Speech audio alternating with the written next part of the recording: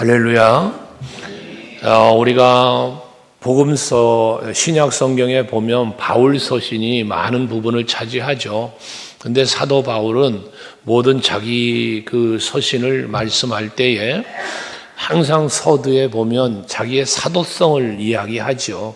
자기가 사도성을 이야기하는데 이 사도성을 이야기하는 이유는 어떤 사도적 권위를 이야기하고자 하는 것이 아니고, 바울의 이 사도성을 늘 이야기하는 것은 하나님께로부터 세움을 받은 하나님의 사람이라는 사실에 대하여 강조하고 있는 말씀이에요. 그래서 바울은 나는 사람의 사람이 아니라, 사람에게 보내진 사람이 세운 사도가 아니라 하나님께로부터 세움을 입은 사도라고 하는 사실을 말하고 있다는 거예요. 오늘 갈라디아서도 1절에 보면 처음에 하는 말이 뭡니까? 사람에게서 난 것도 아니요 라고 말하잖아요. 그러면서 믿음으로 났다는 거예요. 오직 그리스도 예수와 그를 죽은 자 가운데서 살리신 하나님 아버지로 말미암아 사도가 되었다는 거거든요. 그러니까 자신은 사람이 세운 사도가 아니고, 예루살렘의 공회가 세운 사도가 아니고 하나님께로부터 세움받은 사도라는 사실을 말한단 말이죠. 근데 그 하나님을 말할 때 뭘 말합니까? 그리스도 예수를 죽은 자 가운데서 살리신 하나님을 이야기해요. 바울은 지난주에도 말씀을 드렸지만, 사도 바울은 그의 신앙은 예수의 십자가와 부활에 대한 신앙이 확실했고, 그리고 또 그의 외치는 전하는 모든 복음의 핵심도 예수의 십자가의 죽으심과 부활입니다. 바울은 이와 같은 복음을 전하다가 박해도 받았고 매도 맞고 감옥도 갇히고 결국 순교를 당하기까지 이르잖아요.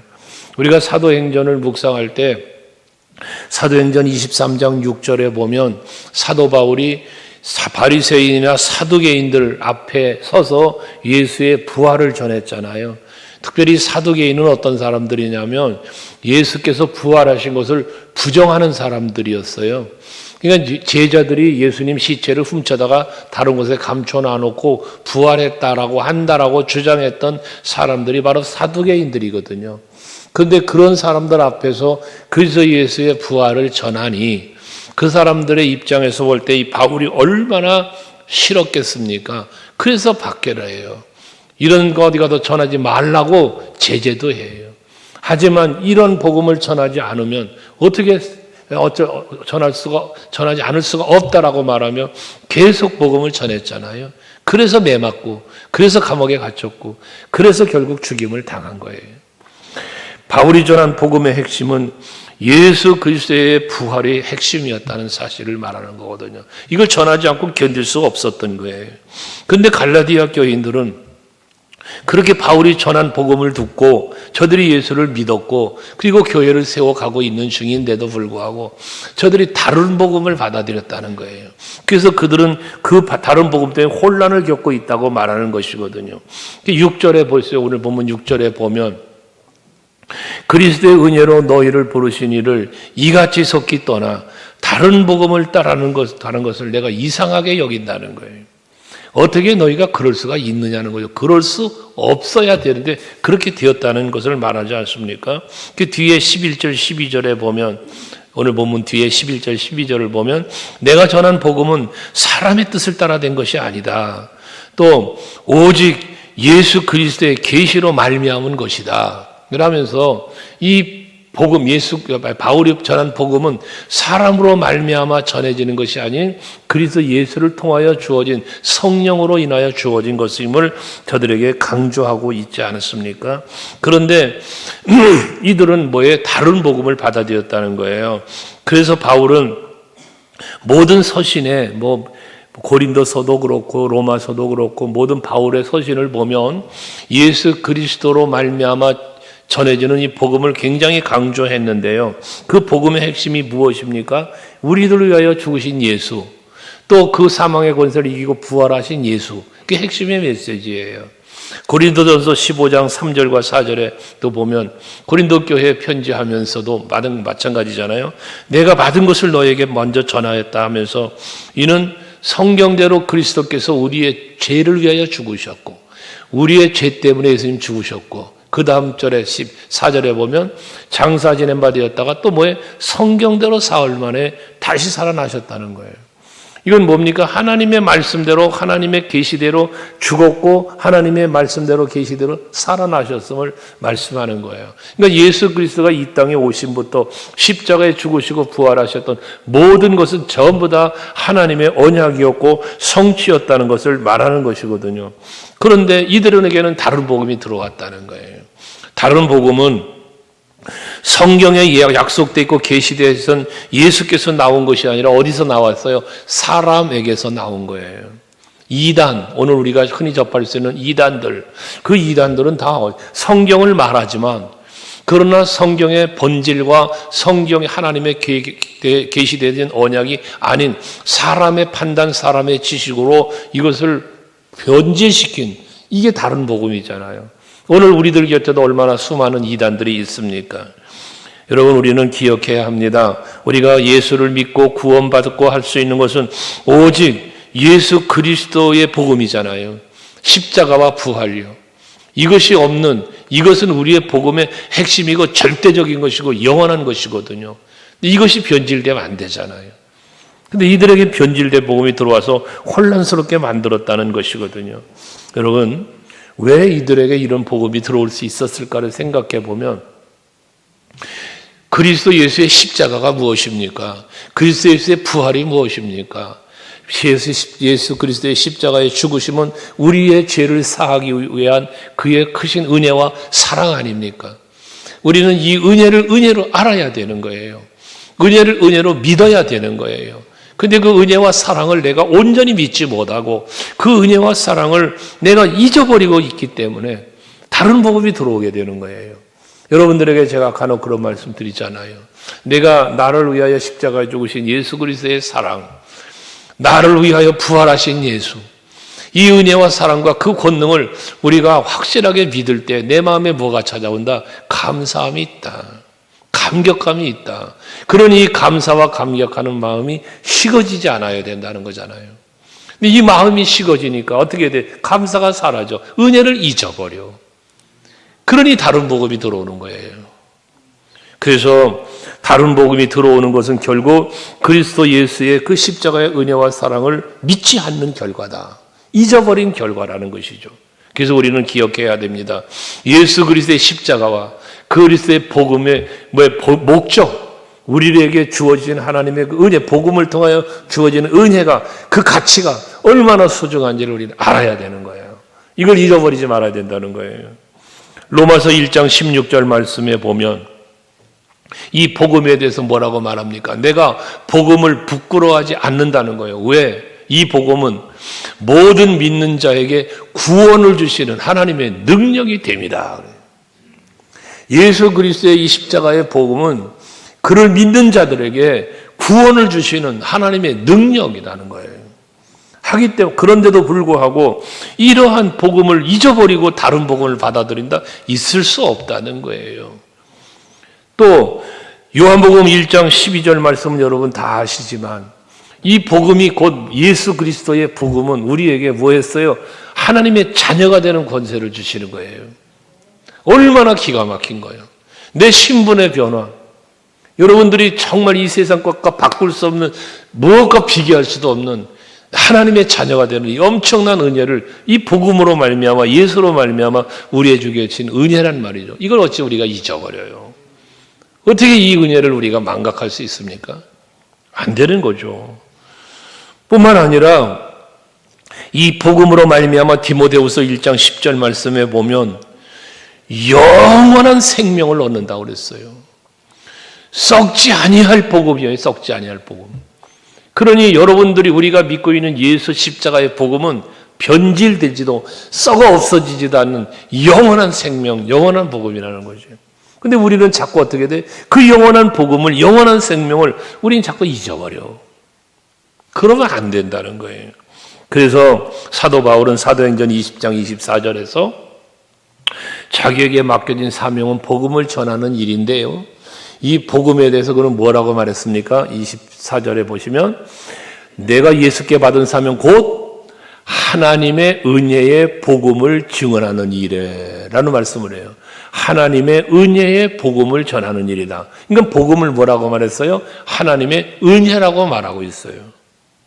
그러니까 우리는 말씀을 대할 때 여러분 읽든지 듣든지 할 때 이 말씀이 복음이지 예수에 대한 말씀이 여러분 하나님의 은혜로 내게 주어졌다는 사실을 잊지 말아야 된다는 거예요. 그래서 그 말씀으로 복음으로 나를 완벽하게 무장하게 되어질 때 나는 믿음의 사람이 되는 것뿐만 아니라 하나님의 자녀가 되고 하나님과의 관계가 끝까지 지켜지는 거단 말이에요.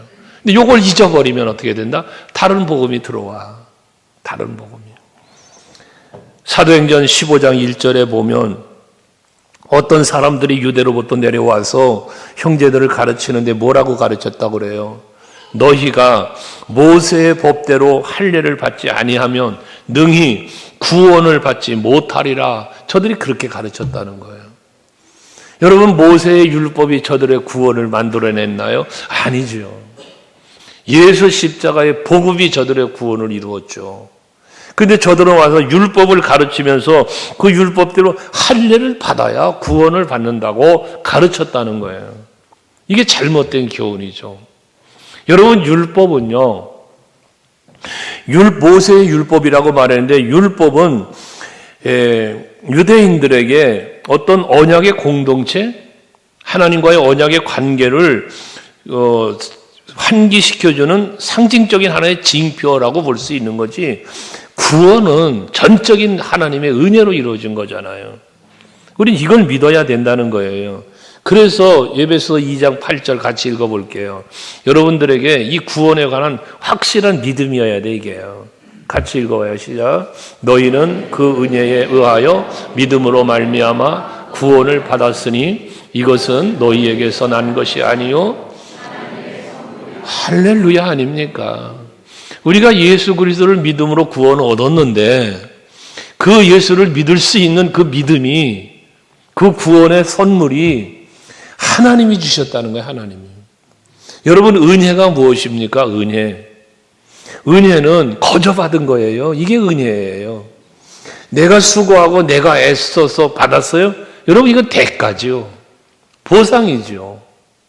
근데 은혜라고 말하는 것은 나의 수고, 나의 행위 아니에요. 전적인 하나님이 우리에게 주신, 거저 주신 은혜라는 거예요. 그게 은혜예요. 우리는 그 은혜를 받은 거예요. 여러분이 잘나서 구원받은 거 아니에요. 여러분이 애쓰고 수고해서 구원받은 게 아니라고요. 우리의 구원은 전적인 하나님 은혜예요. 그래서 로마서 5장 8절을 우리가 자주 묵상하는 말씀이기도 한데 그 말씀의 시작이 뭐예요? 우리가 아직 죄인 되었을 때예요. 우리가 아직 죄인 되어 있을 때, 우리가 죄인 되어 있을 때는 어떤 상태예요? 에베소 2장 1절에 말하는 것처럼 허물과 죄로 인하여 죽었던 너희예요. 그러니까 우리에게 하나님 앞에 사랑을 받을 만한 가치조차가 없을 때라는 거예요. 그럴 때 예수께서 우리를 위하여 십자가에 죽으심으로 우리를 향한 자기 사랑을 뭐해서 확증하셨대요. 이게 은혜인 거예요. 그러니 이 은혜가 여러분, 그 은혜의 가치를 우리는 알아야 돼요. 그 은혜의 가치. 이 구원받았다는 이 구원의 가치. 그 은혜의 가치, 구원받은 가치가 내가 하나님의 자녀가 된 거고 하나님 나라의 백성이 된 거야. 이 그러니까 무엇과 바꿔 이거를? 무엇과 비교해요? 그럴 수가 없다는 거 아니겠어요? 구원의 은혜가 선물이라고 하는 것은 일반 선물이 아니잖아요. 값진 선물이에요. 값진 선물. 나 같은 죄인 살리신 그 은혜가 고맙다는 우리가 찬양의 고백을 드리는 것도 그 가치를 아니까. 여러분, 신앙생활 하시면서 예수 십자가의 은혜의 가치 좀 제발 알고 살아야 돼요. 나 때문에 그 예수께서 본체 하나님이시라니까, 본체 하나님. 근데 그분이 종의 형체를 가지고 인간의 몸을 입고 이 땅에 친히 찾아오셨어요. 뭐 때문에? 여러분 때문에, 나 때문에. 안 죽어도 돼, 십자가에. 죄가 없어요. 죽지 않을 능력이 있어요. 그런데 죽었어요. 뭐 때문에? 나의 죄 때문에. 아멘 되시나요? 이게 이 은혜라는 거예요. 이걸 잊어버리면 다른 복음이 들어온다니까요. 여러분, 율법과 복음의 차이가 뭐냐면 율법은 지켜 행하여야 하는 거예요. 지켜 행하여야 하는 거. 그래서 어떤 그 행위로 채워가야 할 것이 율법이에요. 그럼 복음은 뭡니까? 전적인 하나님의 사랑과 은혜예요. 복음은. 우리는 복음으로 구원받았어요. 우린 지금 그리스도의 복음을 믿고 있는 거예요. 이 믿음이 흔들려 버리면 안 된단 말이에요. 그래서 사도 바울은 에베소 교회 편지하면서도 에베소 1장 7절에 보면 우리는 그리스도 안에서 그의 은혜의 풍성함을 따라 그의 피로 말미암아 곧 죄사함을 받았다. 예수 그리스도의 보혈의 피로 속량 곧 죄사함을 받았다. 난 죄인이었는데 예수 십자가 때문에 죄사함 받았다는 거예요.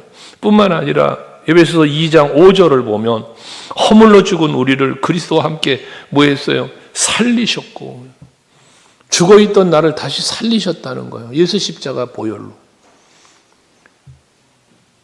그 은혜로 우리는 구원을 받았다는 거죠. 그래서 우리가 구원받는 것은 오직 값없이 주어진 하나님의 은혜용 사랑이라는 이 사실을 잊지 말자는 겁니다.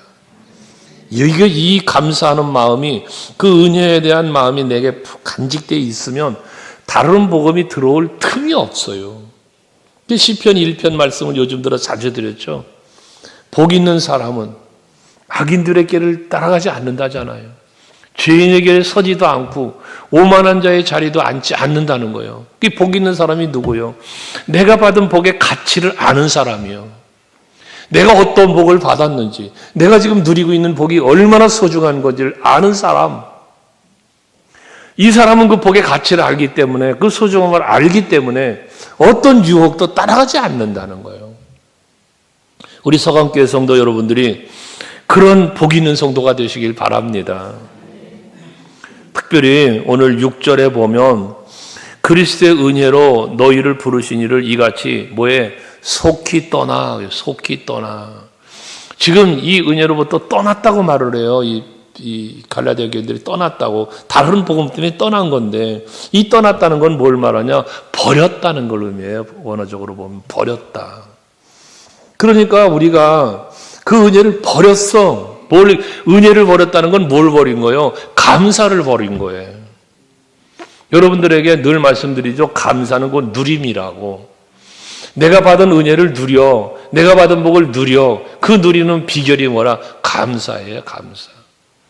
그런데 이 감사를 잃어버렸어요. 이게 은혜를 버린 거예요. 떠난 거예요. 그러니까 다른 복음이 들어왔다니까요. 이렇게 다른 복음이 들어오기 시작하면 내 개인의 신앙이 무너질 뿐만 아니라, 나 개인만 무너지는 게 아니라 내 가정이 무너지고, 여러분 교회 안에서 내가 속한 구역이 무너지고, 기관이 무너지고, 교회가 무너지게 되는 거예요. 그 한 사람 때문에. 여러분, 그 큰 거대한 나무가 왜 고목나무가 됩니까? 조그마한 벌레 한 마리가 파먹고 들어오기 시작한 것이 여러분 발단이 되어서 그 큰 나무들이 고목이 돼버려요. 여러분, 이 그리스도의 몸된 교회가 왜 무너지고 왜 혼란을 겪느냐? 다른 복음이 찾아 들어오면 그렇게 되는 거예요. 근데 다른 복음이 어떻게 들어와? 누군가 한 사람을 통하여 들어오기 시작하는 거예요.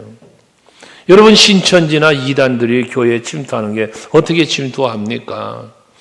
먼저 한 사람이 침투하여 또 다른 사람을 계속 변질시켜 가는 거 아닙니까? 본질을 흐트러 버리는 거예요, 본질을. 그러면서 결과적인 뭐에 교회를 무너뜨리는 거예요.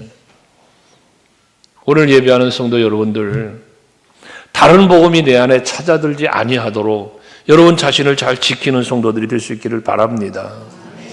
이게 내가 무너지면 다 무너진다니까요. 그래서 무너진 한 사람이 구역에 있어 보세요. 그 무너진 한 사람이 구역에서 뭐 합니까?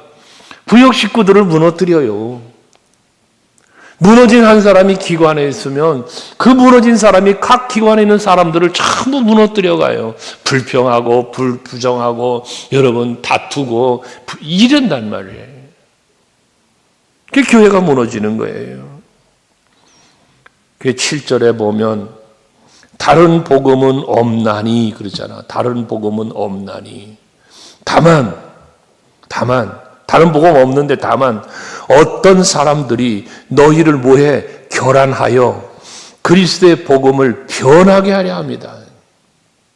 결안한다는 말을 써서 결안한다. 여러분들 우리 서강교회 성도들은 복음의 반석에 굳게 서서 그 은혜의 가치를 알고 소중함을 알고 그 은혜에 감사하면서 여러분 믿음 지켜가는 성도들이 될 수 있기를 바랍니다. 사도 바울은 갈라디아 교회의 이런 모습을 1장에서요. 그 1장에 자기 사도된 바울의 사도를 말하면서 이어진 말씀이 무엇입니까? 여러분. 계속해서 그 바울은 3장에 가서 보시면요. 그 1절부터 3장 1절부터 5절까지 계속해서 주는 말씀이 뭐냐면 예수 그리스도에 대한 복음의 불신이에요. 그리스도의 복음이 우리에게 주어진 은혜에 대한 불신에 대해서 계속 그 3장 1절부터 5절까지 말하고 있는데요. 어리석도다 갈라디아 사람들아. 어리석대요. 다른 복음 받아들이는 게 어리석은 거예요. 똑똑한 것 같고 지혜로운 것 같고 율법에 악식한 것 같고 그러지만 그 어리석다는 거예요. 그래서 우리는 정말 예수 그리스도의 복음으로 우리의 심령을 새롭게도 할 뿐더러 강건하게 해서 믿음 지키고 그 은혜에 감사하면서 사는 여러분들이 되어야 진정한 믿음의 사람이 될 수 있다는 거예요. 사도란다. 이사야 선지자를 통해서 하나님께서 이스라엘 백성을 꾸짖은 말씀이 있잖아요. 이사야서 1장 10절 이하의 말씀에 보면 이사야 선지자를 통해 이스라엘 백성들을 책망하세요. 그 책망의 내용이 뭐냐 하면 하나님의 그들을 일컬어 소돔의 관원들아 또는 고모라 백성들아라고 불러요. 소돔의 백성, 고모라의 백성. 이게 뭐예요? 소돔 고모라는 하나님을 떠나고 악을 행하다가 멸망당한 족속들이잖아요. 근데 그들로 이들의 이름을 불러요. 그러면서 하시는 말씀이 무엇이냐면은 11절에 보면 여호와께서 말씀하시되 너희의 무수한 재물이 내게 무엇이 유익하뇨? 나는 순양의 번제와 살찐 짐승의 기름에 배불렀고 나는 수송아지나 어린 양의 수염소의 피를 기뻐하지 않는다. 무수한 제물로 제사를 드리고 있는 백성들, 난 그거 싫다는 거예요. 그 배불러 난 그거예요. 그것 때문에 기뻐하지 않는다는 거예요. 그러면서 12절을 보면 너희가 내 앞에 보이러 오니 이것을 누가 너희에게 요구했냐? 내 마당만 밟을 뿐이다. 하나님 앞에 제사를 드리겠다고 송아지를 잡아드리고 양을 잡아드리고 풍성한 제물을 드리고 있는데 하나님께서 그들을 일컬어 뭐라고 그랬냐? 마당만 밟는 자들이라고 표현하고 있다는 거예요. 내가 너에게 요구했냐? 하나님이 요구하는 건 뭔데? 하나님이 요구하는 건데 하나님이 요구하는 건 송아지가 아니에요. 하나님이 요구하는 건 양이 아니에요. 물론 제사를 드릴 때 제물 드리라고 했지. 그러나 본질이 뭔데? 이삭을 제물로 드리라고 번제로 드리라고 아브라함에게 말씀하신 하나님의 말씀을 의미를 생각해 보면 답이 나오잖아요. 하나님이 아브라함에게 요구한 건 이삭이라고 하는 번제물이 아니라 네가 이삭보다 하나님 더 사랑하냐? 이걸 보고 싶어진 거잖아요. 네가 나를 경외하나? 네가 나를 사랑하냐? 이걸 확인하고 싶으셨던 거잖아요. 부활하신 후에 베드로에게 나타나셔서 갈릴리 호숫가에서 고기 잡고 있는 베드로에게 야 베드로야 너 나 사랑해? 사랑을 묻잖아요. 네가 나를 사랑한다면 여기서 고기 잡고 있으면 안 되잖아.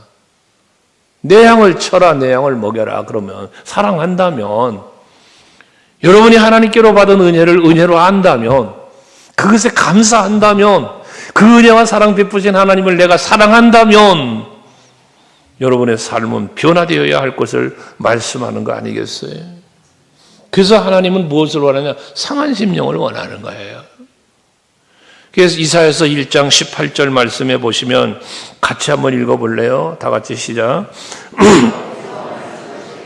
오라 우리가 서로 변론하자. 너희의 죄가 주홍 같을지라도 눈과 같이 희어질 것이요 진홍같이 붉을지라도 양털같이 희게 되리라. 이 뭘 요구한 거예요? 너희의 죄가 주홍 같을지라도 양털같이 희게 되어진다?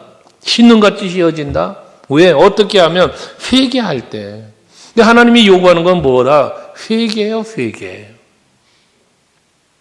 여러분, 은혜를 기억하면, 하나님께서 내게 베푸신 은혜를 기억하면 회개하게 돼 있어요.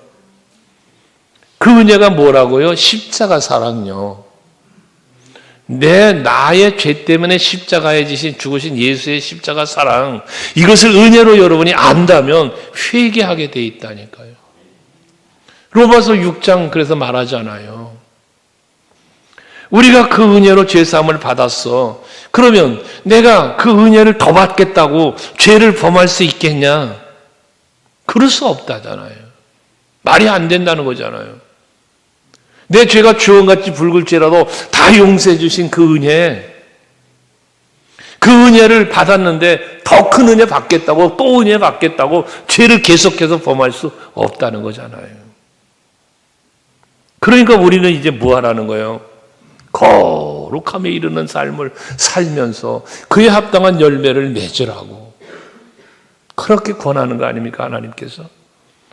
여러분, 우리의 죄싸움은 재물을 바쳐서 되는 게 아니고요, 은혜 앞에 나의 심령을 살펴보며 선포되는 말씀, 우리에게 주어진 계시의 말씀을 통하여 거울 삼아 나를 살펴보며 회개하는 심령이 될 때에, 그때 하나님께서는 우리에게 더 큰 은혜를 베푸시며 참된 평안, 세상이 주는 것 같지 않은 평안을 누리며 살게 주시는 겁니다. 그러므로 우리는 무슨 심령 돼야 돼? 은혜를 은혜로 아는 심령, 감사하는 심령, 그 마음이 뜨겁기 때문에 죄와 멀어진, 다시 예수를 십자가에 못 박을 수 없으니 회개하는 심령으로 살아가는 우리들이 되어야 된다는 거예요.